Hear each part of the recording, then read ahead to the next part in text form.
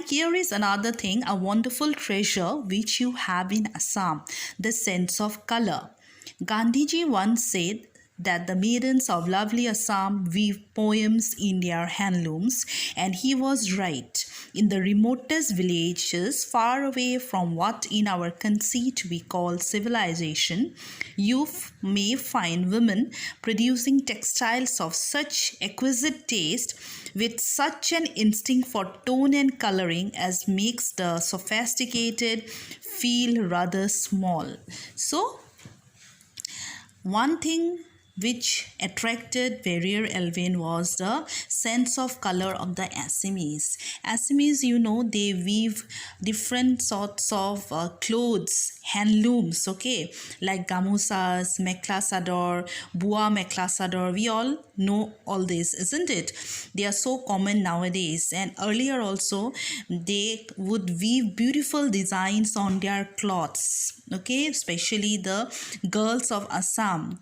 So it's a tradition, okay. Tator hal, we all had once upon a time tator hal in every household, which is now a rare thing in the towns and cities, but in the villages we still have the tradition, and it is our duty to preserve this. So once when Gandhiji visited Assam, he observed this. He saw that the girls of Assam make beautiful designs on their clothes and gamusas and beautiful dresses they make by weaving on their own, okay?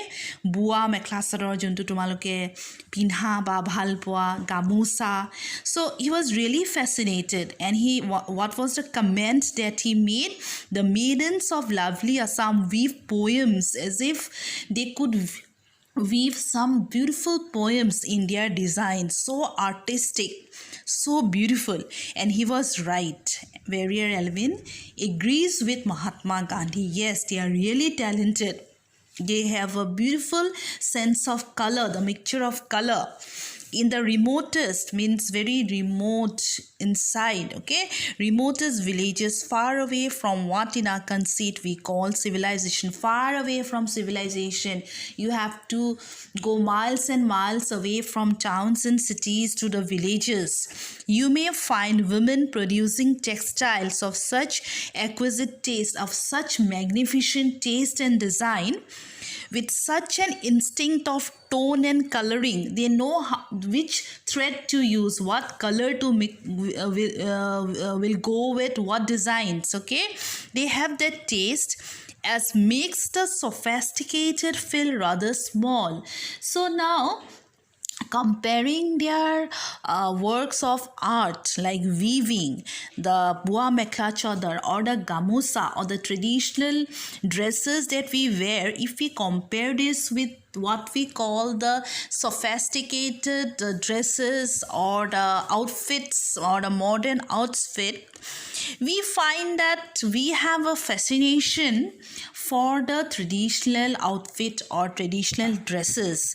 He says that if we compare them, the sophisticated designs and the sophisticated dresses will feel rather small, okay, in comparison to the traditional dresses and designs and cloths woven by these maidens of lovely Assam.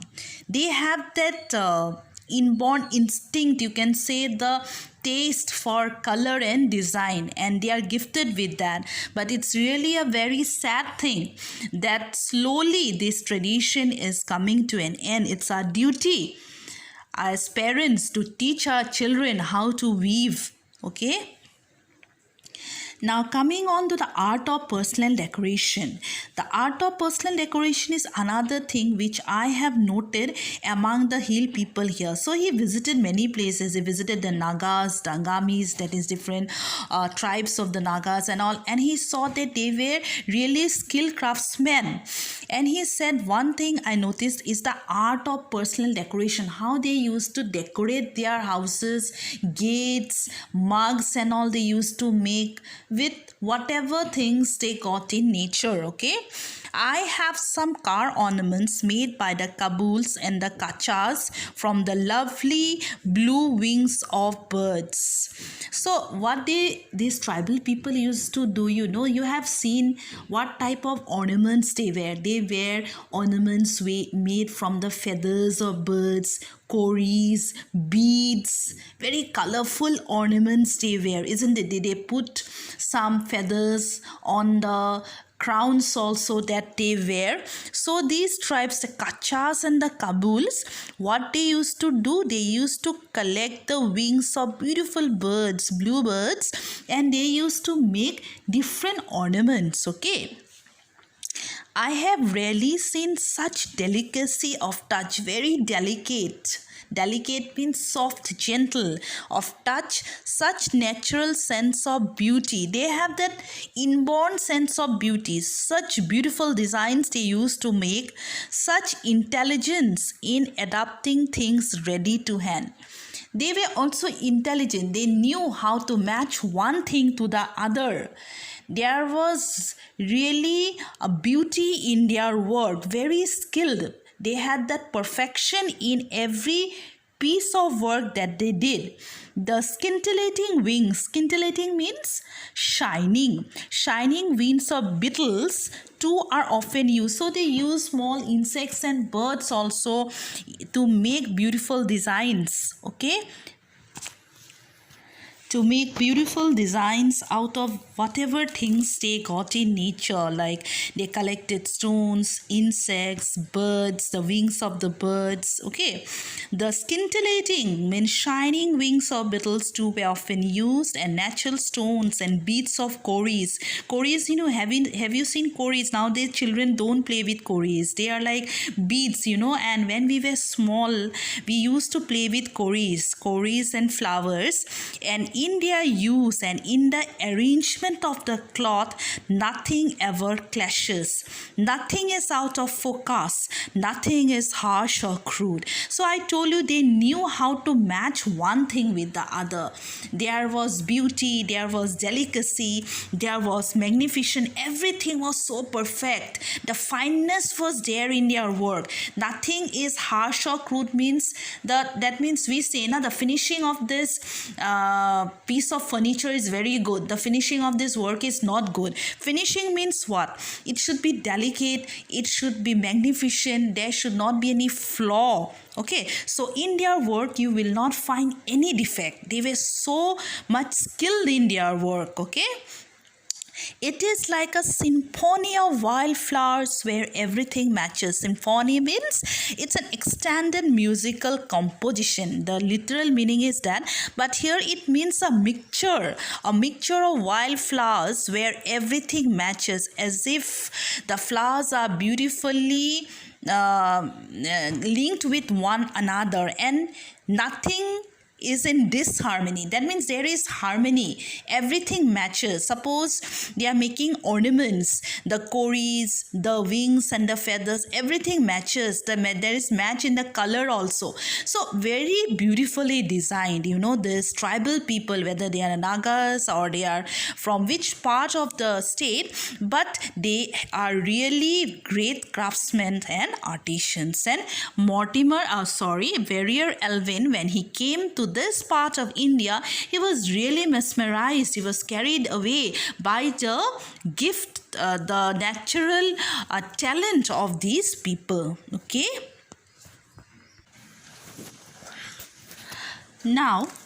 Now I'm stretching this because a lot of it is rapidly disappearing and will disappear before the march of progress.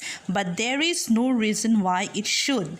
It is a false sense of values that prefers the sola topi, a form of headgear long ago abandoned by Europeans in India, or a parody of Western dress, to the fine, simple, natural attire of yesterday. So now I'm stretching this because what he is stretching, what he is emphasizing, that we should preserve our own culture and tradition. Why? Because it is rapidly disappearing. We we have a, we have reached such a stage where we prefer Western clothes to our own traditional attire. This is a common feeling, this is a common attitude, and I don't know why, what is the reason. And rapidly disappearing and will disappear before the march of progress. So he is afraid, or he feels that it will become extinct, it will no longer exist. But there is no reason why it should. He says that I don't know why it is happening. We should not let this happen. We as conscious people, we should do something for the preservation of our own culture and heritage. It is a false sense of values that prefers the sola topi. Now, what is a sola topi? It's a kind of topi or a hat, okay, made from the sola plant, which was there when the British people were here, and it was popularized by them, and it was quite common in India in the past. It's a form of headgear long ago abandoned. Abandoned means given up by Europeans in India, or a parody of Western dress to the fine, simple, natural attire of yesterday. Look at the line. So it is a false sense of values. I don't know what type of values we have, that we often like to wear Western dress rather than wearing simple traditional dress of yesterday, of the past. Instead of wearing a mekhla chadar, we like to wear a skirt.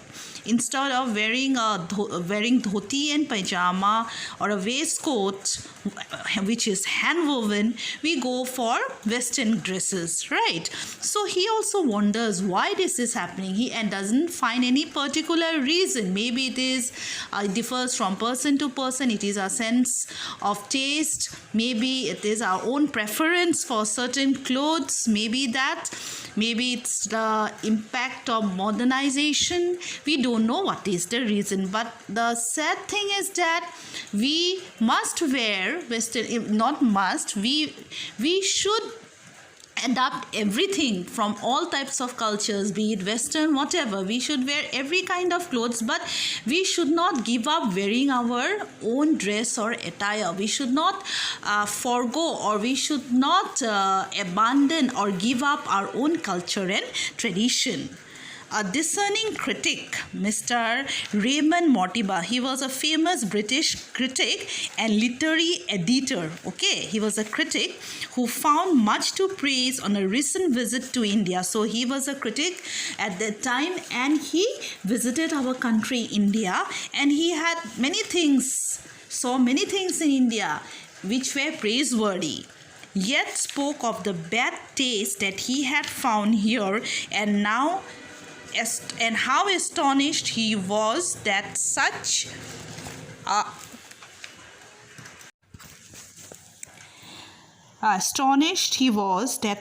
a beautiful people could be so fond of ugly things. So when Raymond Mortimer, the critic, came to India and visited maybe different metros in India, and he found that these people are no doubt good. They are beautiful people. They love ugly things. That is the irony.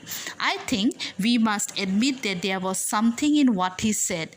In too many Indian homes, there is ugly furniture, ugly cloth, ugly pictures.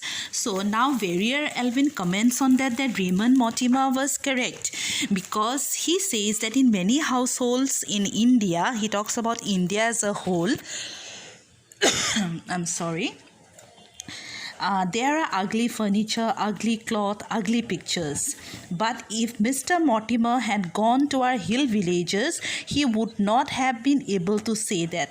Now he praises the hill people, making a contrast with the rest of India and the hilly places, especially Assam or the northeast. He says that had he come to our place and visited the remote villages where there are hill people, hill tribes who have such taste for design, color and art, he would never have said that.